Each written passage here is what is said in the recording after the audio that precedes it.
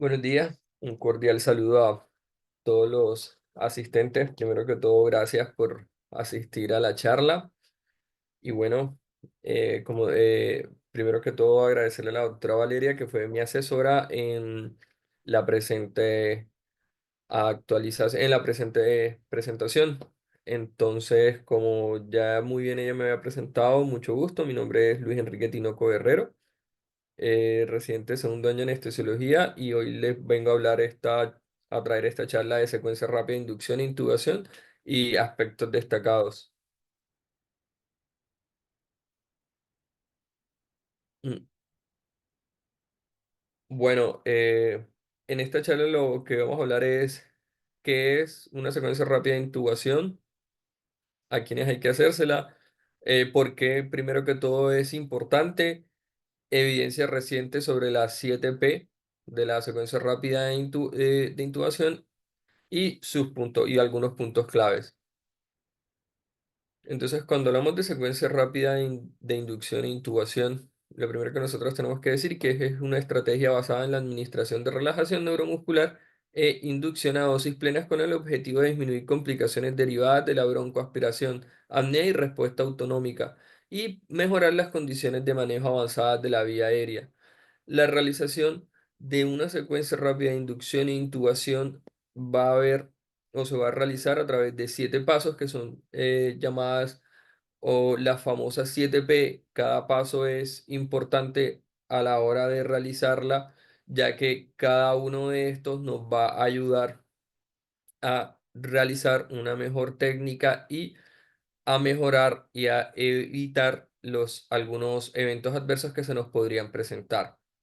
Estas famosas 7P vienen dadas que son la P de preparación, posición, preoxigenación, preoptimización, parálisis, inducción, posicionamiento del tubo y posintubación.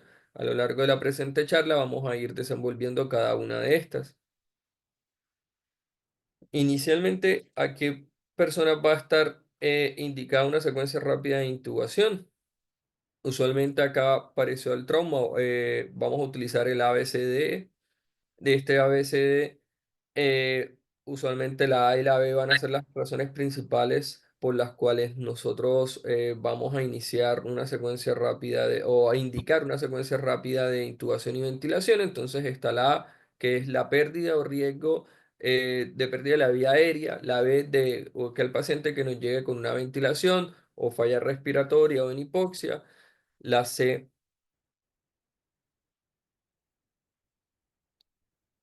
La C de circulación, que son aquellos pacientes que nos pueden venir en shock o en shock hemodinámico, que probablemente que van a requerir asegurar una vía aérea.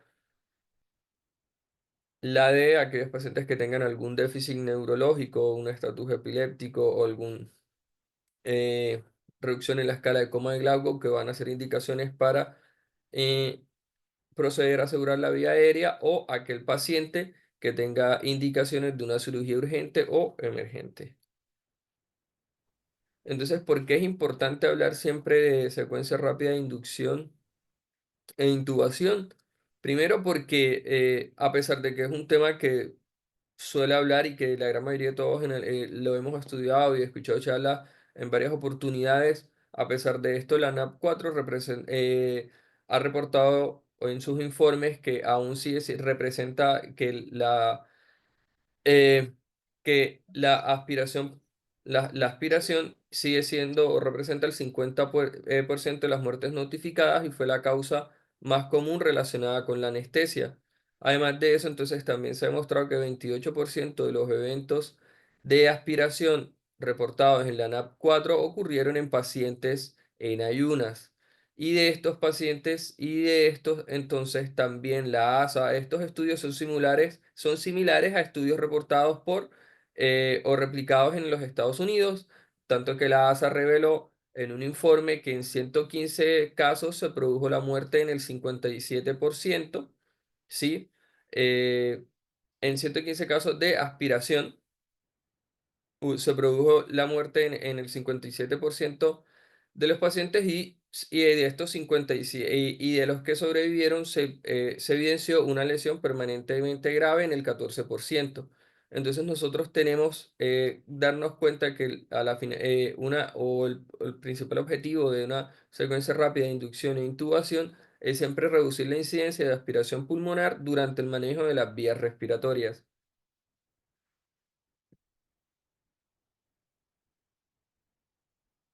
Entonces, para eso traigo este cuadro que siempre van a haber unos factores de riesgo de aspiración pulmonar, aunque nuestro paciente esté en ayunas, y en estos pacientes que a pesar de que estén en ayunas, que presenten estos riesgos de aspiración pulmonar, nosotros siempre deberíamos de practicar una secuencia rápida de inducción e intubación con el riesgo de minimizar o de disminuir la probabilidad de poder tener una aspiración pulmonar durante el manejo de la vía respiratoria de nuestros pacientes.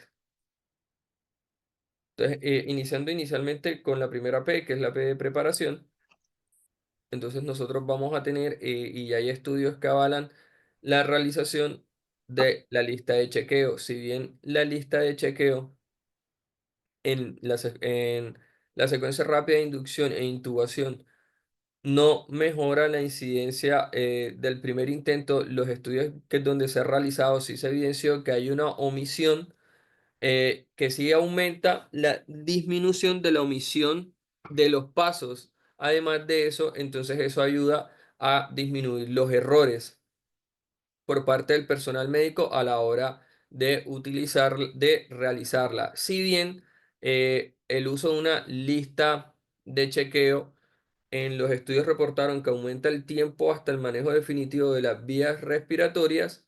No se detectó tampoco ningún cambio en las tasas de complicaciones a la hora de usarla o no realizarla, pero sí se evidenció que en aquellas instituciones donde se realizó eh, hubo menos omisión de pasos a la hora de realizarla.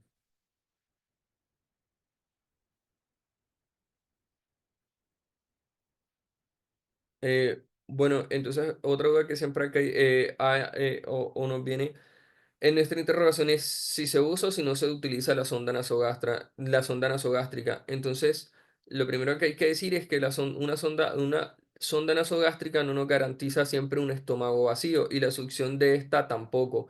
Y que además el uso de una sonda nasogástrica no está exento de complicaciones. Recordemos que igual una sonda nasogástrica también nos puede aumentar la probabilidad de tos, vómito y generar otra serie de complicaciones que no quisiéramos tener durante el manejo de la secuencia rápida de inducción e intubación, asimismo como también ella nos puede retrasar eh, el aseguramiento de la vía aérea a la hora de realizarla. Por lo tanto, ella siempre va a tener unas indicaciones que están descritas precisamente que las vamos a realizar en aquellos pacientes que se benefician de esta.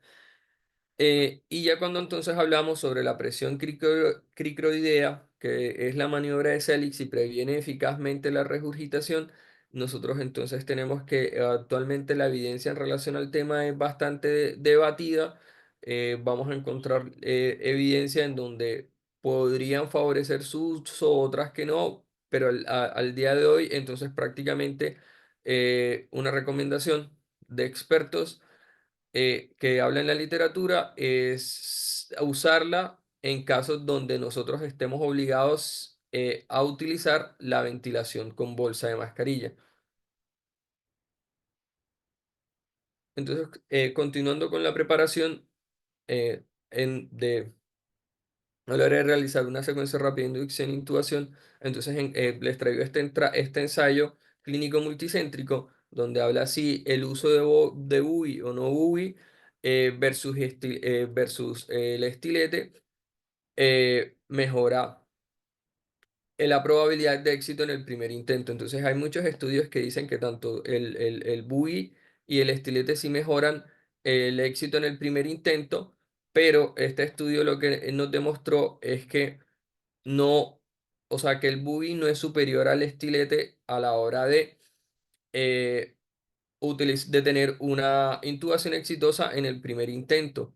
Por lo tanto, siempre nosotros deberíamos de usar o el boogie o el estilete, cualquiera de los dos es una buena opción y nos va a aumentar la probabilidad de intubación en el primer intento, siempre y cuando nosotros estemos familiarizados con alguno de estas dos herramientas que tenemos.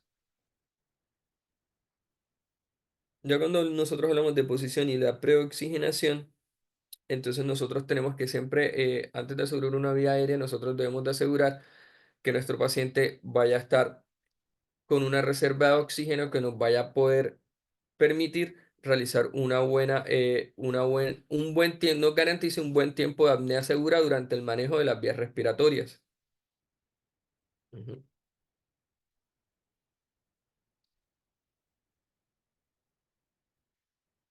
Entonces, inicialmente hablando de la posición, las tres posiciones más conocidas son la neutra, la de olfateo y rampa.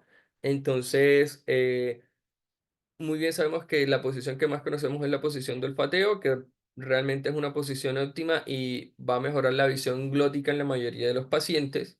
Pero entonces nosotros no podríamos olvidarnos nunca entonces de la posición en rampa, que es una posición que hay varios estudios que ya la avalan, en donde ya está descrito que mejora la ventilación con máscara en los pacientes obesos y asimismo mejora la visualización glótica en aquellos pacientes obesos y embarazadas, entonces siempre va a ser una muy buena posición en aquellos pacientes que sean difíciles de ventilar y que tengan problemas de sobrepeso y asimismo en embarazadas.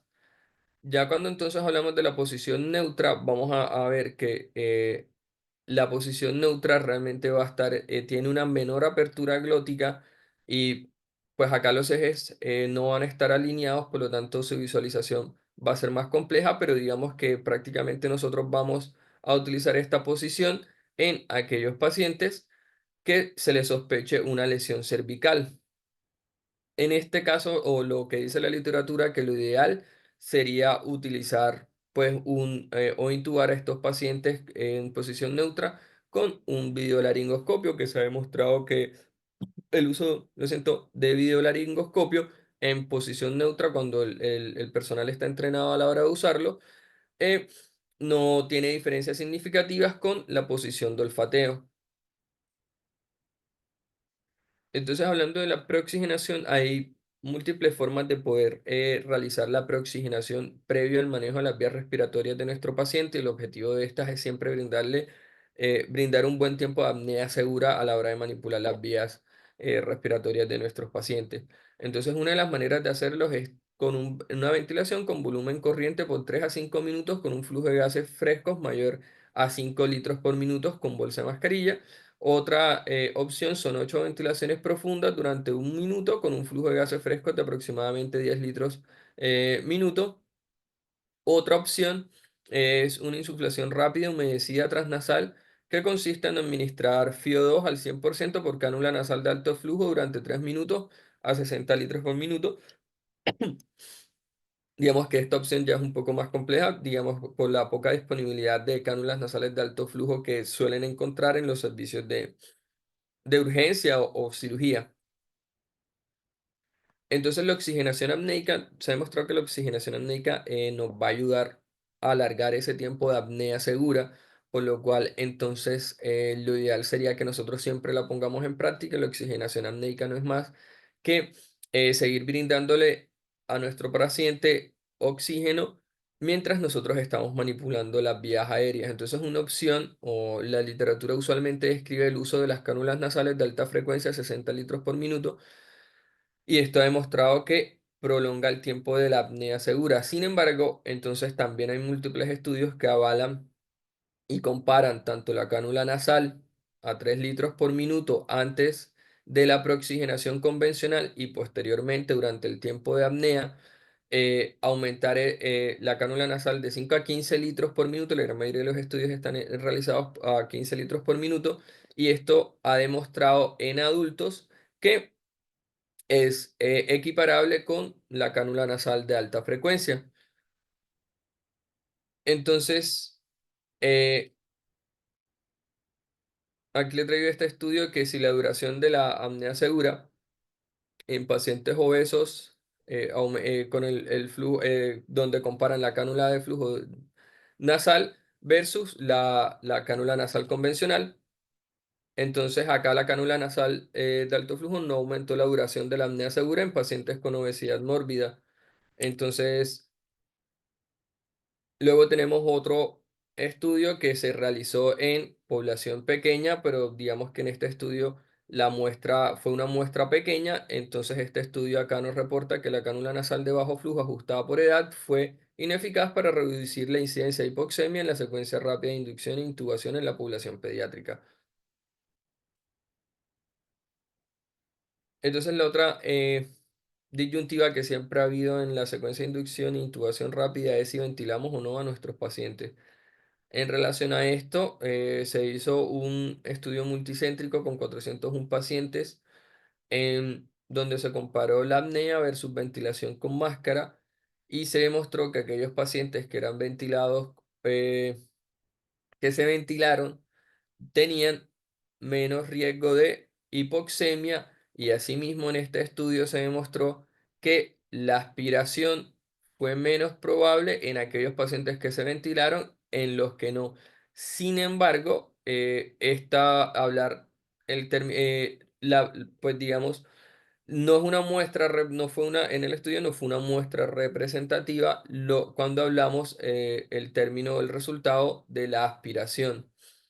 Entonces nosotros tenemos que sí podríamos ventilar en nuestros pacientes de secuencia de inducción e intubación rápida, pero esta maniobra la vamos a realizar en algunos pacientes y no van a ser en todos. ¿Y en qué pacientes nosotros entonces vamos a ventilar? Aquellos pacientes que no toleran la apnea, que tienen una capacidad residual funcional disminuida o que llegan completamente hipoxémicos, en donde nosotros siempre vamos a sopesar el riesgo-beneficio relativo de hipoxemia frente a la aspiración. Entonces, aquellos pacientes que estén hipoxémicos, que no toleran la apnea o que tengan una acidosis metabólica grave, en donde hay mayor, en donde precisamente la hipoxemia, hay mayor riesgo de hipoxemia que de aspiración, nosotros sí podríamos ventilar a nuestros pacientes siempre y cuando entonces con bolsa de mascarilla y siempre va a ser una ventilación suave y siempre intentar no superar los 15 eh, los 15 milímetros de mercurio de presión. Entonces, cuando ya hablamos de la preoptimización, nosotros vemos que esta fase anteriormente era llamada la fase de premedicación. El objetivo de esta fase es siempre entonces estabilizar la hemodinamia de nuestros pacientes con diferentes medicamentos con el objetivo de reducir tanto las dosis de los inductores y poder disminuir los riesgos relacionados al manejo de la vía aérea.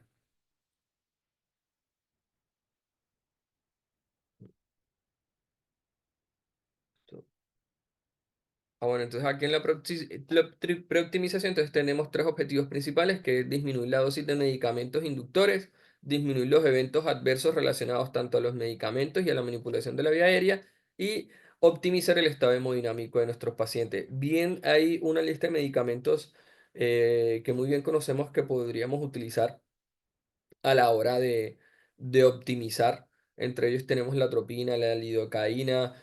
Se ha demostrado pues que la lidocaína pues tiene sus indicaciones puntuales y no es de uso de rutina en todos los pacientes.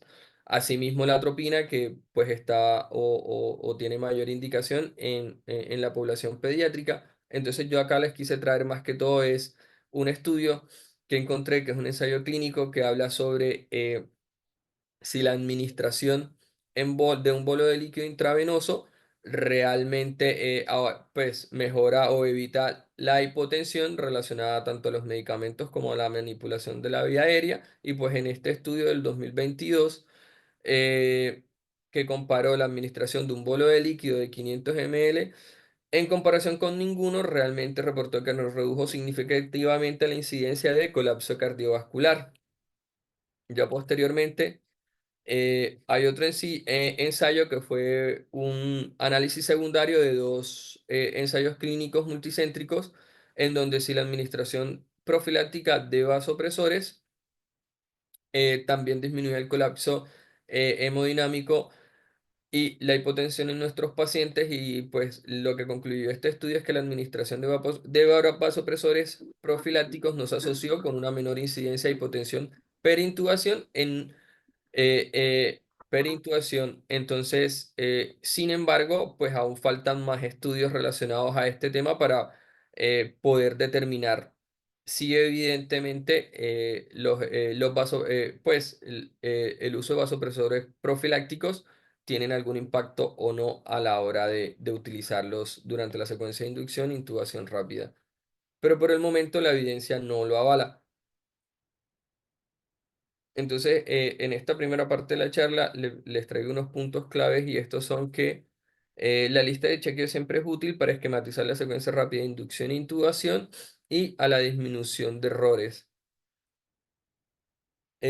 Siempre debemos de saber que el primer intento es el mejor y por lo tanto entonces nosotros debemos de hacer uso de todas las herramientas disponibles que vayan a aumentar la tasa de éxito al primer intento, siempre y cuando tengamos un entrenamiento previo con estas herramientas. La posición en rampa siempre mejora la visión glótica y ventilación en pacientes obesos, por lo tanto siempre deberíamos de usarla en aquellos pacientes que presenten estas condiciones. Y se puede realizar presión positiva en secuencia rápida de inducción e intubación, pero esta tiene sus indicaciones.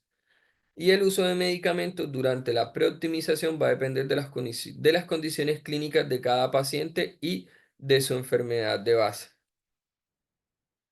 Entonces, hablando de la parálisis e inducción, entonces nosotros acá en inducción, más que todo quería hablarles era en dos temas que son debatidos y es la inducción en trauma craneoencefálico y en shock. Entonces, muy bien, ya nosotros conocemos los medicamentos inductores, entonces lo que dice la literatura, encontré este estudio del 2018 que fue una revisión sobre el uso de la secuencia rápida de intubación e inducción y, y el TEC.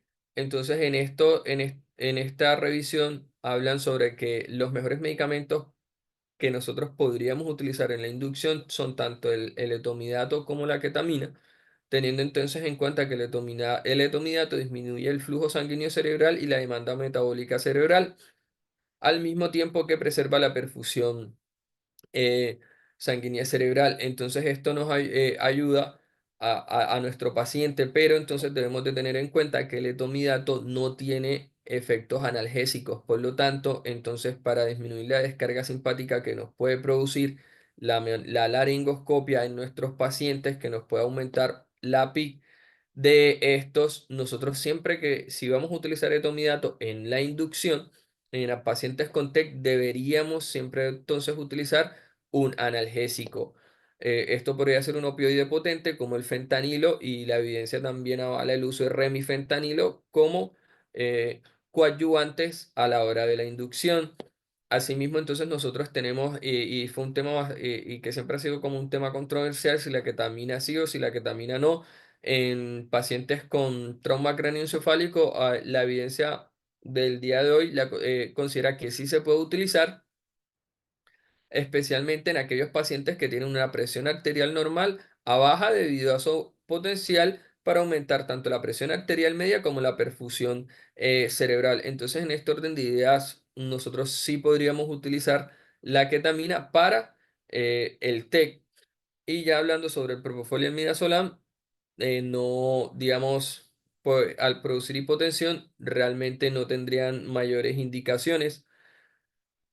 Ya cuando entonces hablamos del el etomidato versus la ketamina para las emergencias en aquellos pacientes con shock séptico, entonces se ha demostrado que en este ensayo clínico multicéntricos evidenció que el uso de ketamina versus el etomidato, se evidenció que la ketamina producía menos mortalidad en comparación con el etomidato a los 7 días con una diferencia estadística significativa. Y esta diferencia estadística significativa se mantuvo a lo largo de los 28, aumento de la mortalidad del otominato comparándolo con la ketamina se mantuvo a los 28 días, pero ya a los 28 días esta diferencia estadística no era significativa. Entonces, en ese orden de ideas, pues si tenemos un paciente con shock, preferiblemente entonces utilizar ketamina versus el etomidato. Entonces, cuando hablamos de la parálisis, nosotros tenemos que siempre una secuencia rápida de inducción e intubación debería de ir acompañada con el uso de relajantes neuromusculares, ya que la evidencia eh, demuestra que facilita el paso al primer intento de intubación. Entonces tenemos dos agentes para usar, que son los agentes despolarizantes y los agentes no despolarizantes. Muy bien sabemos que el despolarizante es la succinilcolina y siempre pues va a ser la primera opción en los casos de urgencia y emergencia. Y ya luego están las benzodiazepinas, que de estas realmente la evidencia hoy en día avala es más que todo el uso del rocuronio, ya que los otros pues tienen mayor tiempo o se demoran más en actuar.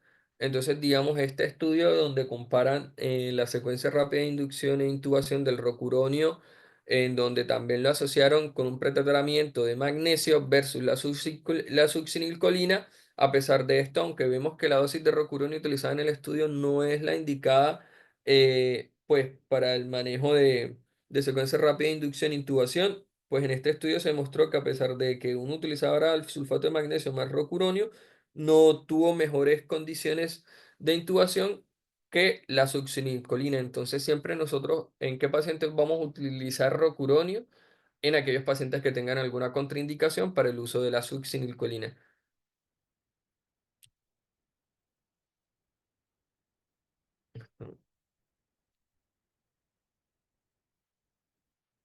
Entonces, ya hablando del posicionamiento del tubo, entonces nosotros tenemos que existen múltiples estrategias para abordaje de esta situación y es que nosotros siempre a la hora de esto, nosotros tenemos siempre que tener disponibilidad de dispositivos de rescate como una máscara laringe de segunda generación en adelante.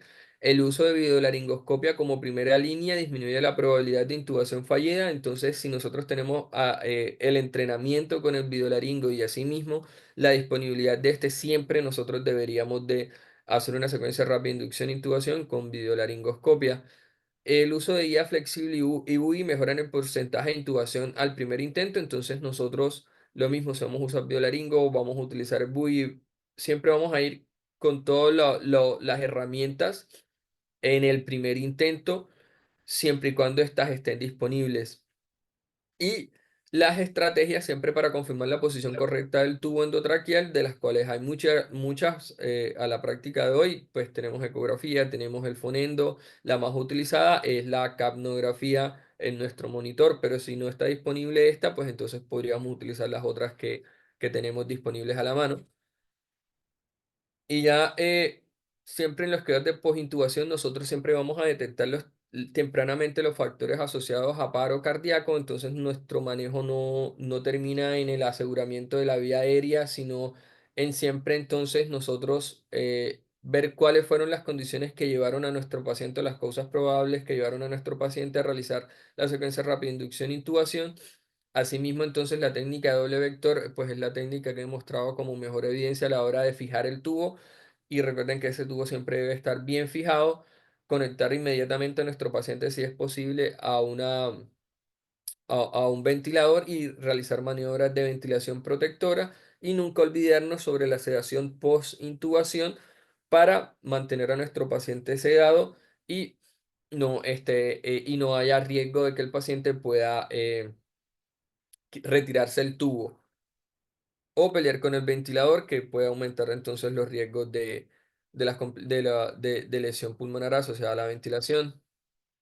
Entonces, acá les traigo entonces estos puntos claves, que el uso de tomidato en pacientes críticos se asoció a mayor mortalidad en la primera semana, que la ketamina no está contraindicada en trauma craneoencefálico, que hasta la fecha las condiciones de intubación siguen siendo superiores con el uso de la succinilcolina y el videolaringoscopio aumenta la tasa de éxito al primer intento si se ha realizado la curva y la ventilación protectora mejora los desenlaces de nuestros pacientes. Esto era todo lo que les traía para el día de hoy. Muchísimas gracias por su atención y su presencia en esta charla. Abro pues la sesión de preguntas o si alguien tiene alguna aporte que quiera realizar, bienvenido sea.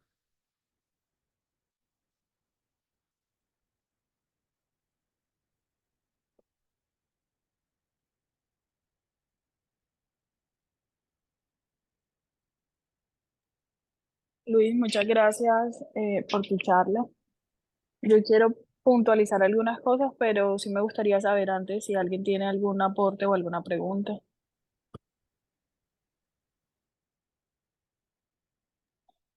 Valeria, buenos días. Quería preguntarle al expositor si la maniobra de Selig tiene alguna importancia, se usa todavía, o si no sirve o qué, que nos explique algo de eso. Ok, pues la maniobra Selig hoy en día los estudios son bastante controversiales. Hay algunos estudios que pues dicen que no, o sea, no tiene un mayor impacto, otros que sí, pero realmente entonces revisando la literatura y pues algunas recomendaciones, eh, pues los expertos la recomiendan utilizarla siempre y cuando uno sepa hacerla de forma adecuada, ya que pues hay estudios que demuestran que usualmente en la gran mayoría de los casos no se hace de forma correcta. Pero prácticamente pues en una recomendación de expertos que encontré, su uso queda relegada en aquellos pacientes en donde de pronto yo me vea obligado a hacerles una ventilación con presión positiva, debido a que pues esto nos puede, en pacientes que tengan riesgo y en pacientes que puedan tener algún riesgo de aspiración pulmonar, pero que su uso de rutina y con frecuencia o los estudios la avalan o utilizarla en todos los pacientes, realmente pues hasta donde leí y encontré no lo aprobaban, doctor. Agregar una cosita, doctor y doctora Valeria.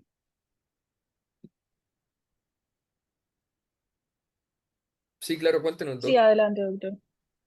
Eh, pues recalcar lo que acaba de expresar en la conferencia del uso la parte principal del uso de las succinilcolinas, pero sin descartar de pronto lo que tuvimos en la, en la charla de relajación muscular, en la conferencia de relajación muscular, pues el uso del romuronio, que sí es válido, pero en inducción de secuencia rápida, bajo la indicación de algunos pacientes que esporádicamente tengan su contraindicación en la succinilcolina.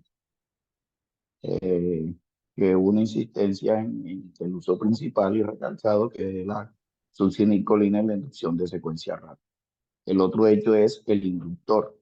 Sabemos que en nuestras clínicas no existe el etomidato, entonces estamos amarrados en pacientes que de pronto tengan un proceso de una inestabilidad hemodinámica o que uno sepa que al hacer la inducción posiblemente vaya a tener un, una exageración o una implementación en la vasoplegia y no vaya a ser una hipotensión posterior a la inducción. Los mexicanos y muchos acá en Colombia utilizan lo que es la mezcla o se llama el ketoprofol, una combinación entre ketamina y propofol bajando la dosis de cada uno de ellos y la ketamina ayuda un poquito a este proceso de que no haya una vasopresía exagerada con el propofol y podamos usar esta mezcla individualmente, no mezclándola, eso sí, pero la ayuda de estos dos fármacos nos pueden ayudar en este proceso de inducción, especialmente en los pacientes con TEC severo o en pacientes neuroquirúrgicos. Mil gracias por la conferencia, muy buena en todo sentido y que sigamos en este proceso.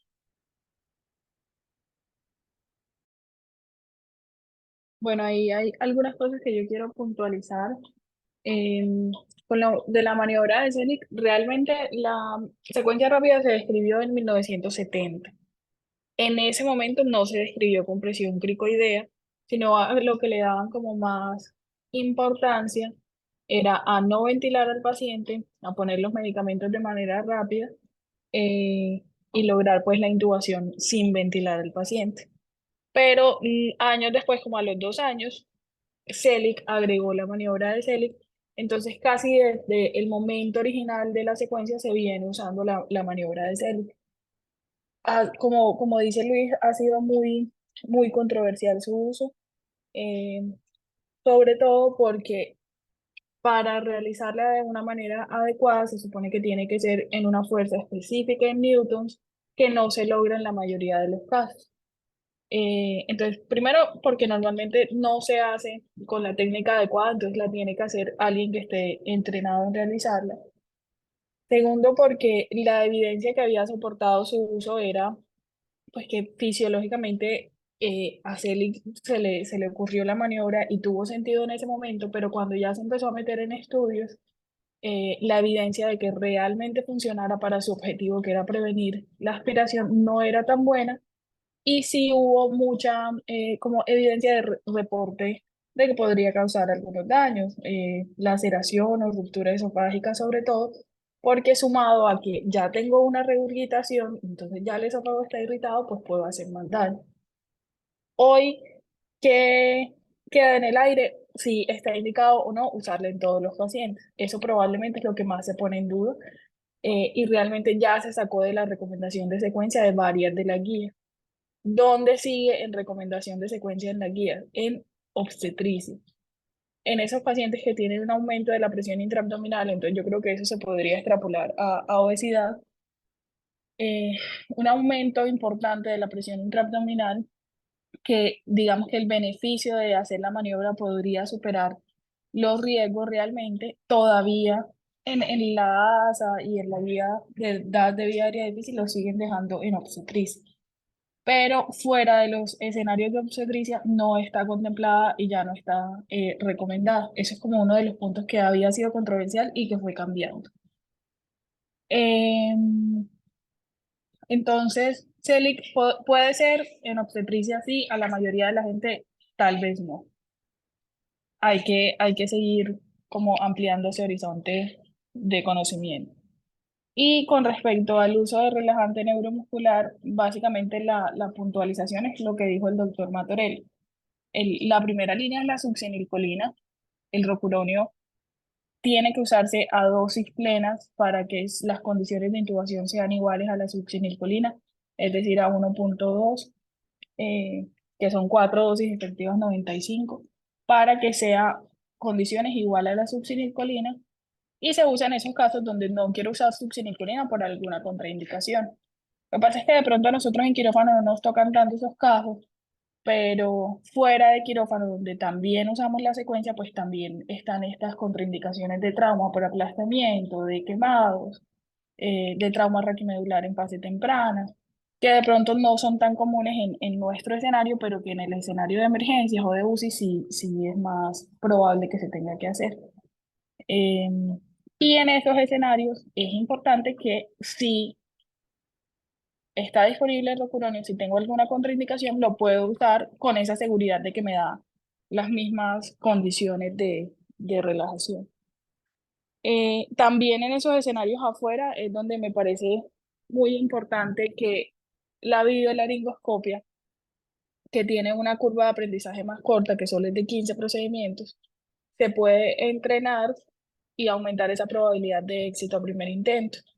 En emergencias atendidas por medicina general o por médicos de urgencias, en UCI de pronto en intensivistas no anestesiólogos que no hayan logrado esa curva de procedimientos que se requiere para decir que uno tiene una tasa de éxito al 90% de la laringoscopia directa, que es más o menos de 90-95 procedimientos. Entonces, en esos escenarios, sobre todo, pues y en los anestesiólogos también que tengan su curva de video completa, también es probable que nos migremos hacia el uso en todos los pacientes de la videolaringoscopia para aumentar esa tasa de éxito.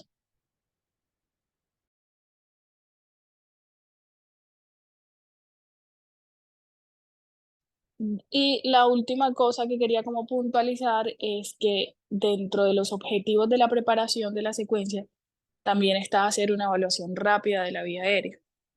Cuando uno tiene un paciente que tiene indicación de una secuencia por estómago lleno en cualquier circunstancia o por cualquiera de las indicaciones que Luis mencionó, pero además tiene predictores de vía aérea difícil, realmente la primera opción, si la condición clínica del paciente lo permite, es hacer una intubación despierta.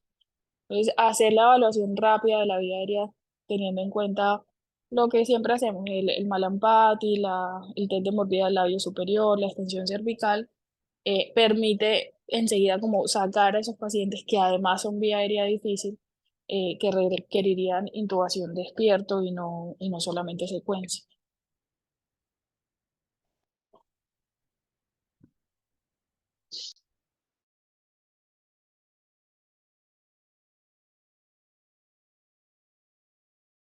Yo creo que esas serían como las anotaciones que yo tenía sobre la charla. De nuevo, gracias a Luis. Esta es la primera charla de Luis con nosotros en la sociedad. Vamos a seguir pues con este objetivo de mantener las presentaciones académicas semanales. Em, Probablemente van a continuar siendo los jueves a las 6 de la mañana, pero les estaremos como confirmando la programación. No sé si alguien más tiene algún comentario o duda o damos por finalizada la actividad académica. No, Valeria, un aporte para la charla. Y felicitar a Luis, pues su debut acá en las presentaciones lo hizo bien. Puede mejorar algunos pequeños detalles, pero esa es la idea, meternos en este cuento arduo de permanecer en las actividades académicas. En cuanto a las 7P, recuerden que siempre son pues algunas observaciones, algunas recomendaciones que un conjunto de expertos sugieren para que lo tengamos en cuenta. Y eso hace parte pues, de la famosa lista de chequeo. Ahí yo anotaría también dos cositas que he visto durante la práctica, que es a una de esas P, agregarle una A, y esa A se refiere a anticipación. Y esa anticipación incluye lo que usted muy bien comentó, que refiere a la valoración de la vía aérea. Entonces, si uno se encuentra con un paciente y puede coincidir que tenga un escenario de estómago lleno, entonces uno enseguida piensa en secuencia de inducción rápida. Pero también se puede asociar, y eso pasa frecuente, ya no lo hemos visto, aparte de estómago lleno, puede encontrarse un escenario de que el mismo paciente tenga una vía aérea difícil, ¿cierto? Entonces, la anticipación es fundamental ahí, porque si yo sé que tengo esas dos condiciones críticas, pues afino mis 7P y busco las mejores maneras de resolver el caso. Y lo segundo que yo he observado es que si uno sabe que, que tiene una vía aérea difícil, que es estómago lleno y que hay que resolver la situación, y aparte de eso se le agrega que es una vía aérea difícil fisiológica porque el paciente está en malas condiciones, entonces indudablemente que el primer intento de intubación, por favor, debe hacerlo la persona más experta. Yo, si evalúo eso, yo lo he hecho muchas veces y tengo a mi lado una persona que tiene más experiencia en manejo de vía aérea, yo cedo mi turno y el primer intento debe hacerlo precisamente la persona que tenga más experiencia. Bueno, esos eran los dos aportes que quería hacer en respecto a este manejo de vía aérea. Ahí la otra cosa es que la recomendación es hacer una doble configuración de la vía aérea. Entonces, si el paciente tiene vía aérea difícil y le voy a hacer una secuencia, estar preparado para un abordaje quirúrgico desde antes. Entonces, hacer la marcación antes de poner los medicamentos de la membrana cricoidea, sea de manera anatómica, si la anatomía del paciente lo permite, o con ecografía, hacer la marcación previa. En caso de que uno tenga una vía aérea difícil fallida y tenga que hacer un abordaje quirúrgico, ya se sepa desde antes, estemos preparados para hacer ese abordaje quirúrgico. Y obviamente tener la disponibilidad de todo lo que se necesita para la crico. A eso me refería con anticipación.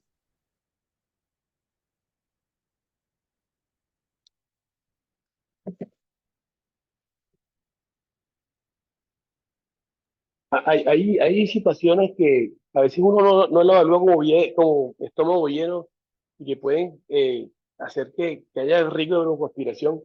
Son aquellos pacientes que a veces de pronto se le coloca una anestesia regional y en el intraoperatorio se hace insuficiente la anestesia, el nivel, bueno, toca darle anestesia general urgente con los campos puestos, con las compresas puestas dentro del abdomen, aumento de la presión intraabdominal Esos pacientes de histerectomía que se le pone raquidia y de pronto hay que intubarlos de transoperatorio, que son muchos, esos pacientes están en riesgo de broncoaspiración y se han broncoaspirado aquí en nuestra región. Se ve varios casos que han pasado, entonces no se nos puede olvidar que ese paciente hay que hacer la inducción de secuencia rápida también y hay que valorar la vía aérea bien, aunque sea con anestesia regional.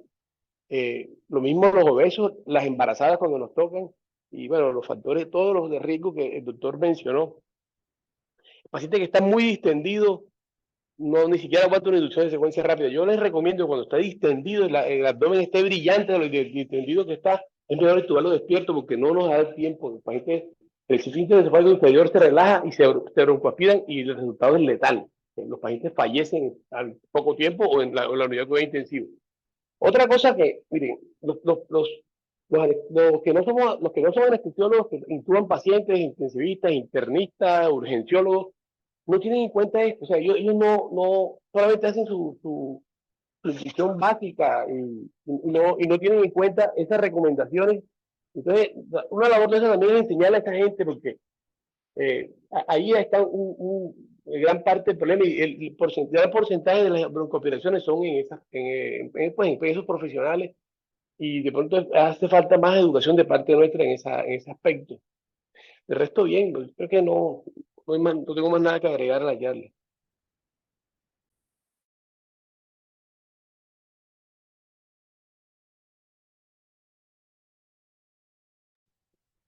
Bueno, de hecho, lo que mencionaban los doctores, en los estudios que se han realizado de lista de chequeo, precisamente lo que se hizo fue eso, no solo como hacer una lista de chequeo, sino que los expertos a los médicos y al personal le dieron una capacitación previa y en otros hasta hicieron simulaciones precisamente para aprender a utilizar los implementos y así mejorar la tasa de éxito de intubación. Si bien una lista de chequeo pues nos puede retrasar un poco el actuar, a la luz de evidencia, por todo lo que ustedes han comentado, permite que el proceso se pueda también homogenizar, ya que, como decía el doctor, lastimosamente, muchos a la hora de realizar una secuencia rápida de inducción e intubación, eh, pues digamos, la hacen de formas distintas, de formas diferentes, especialmente cuando es como personal que usualmente no la suele realizar, que eso se ve más que todo en los servicios de urgencias. Entonces esa es como la intención o lo que se propende a la hora de implementar las listas de chequeo en en la secuencia rápida de inducción e intubación, e intubación.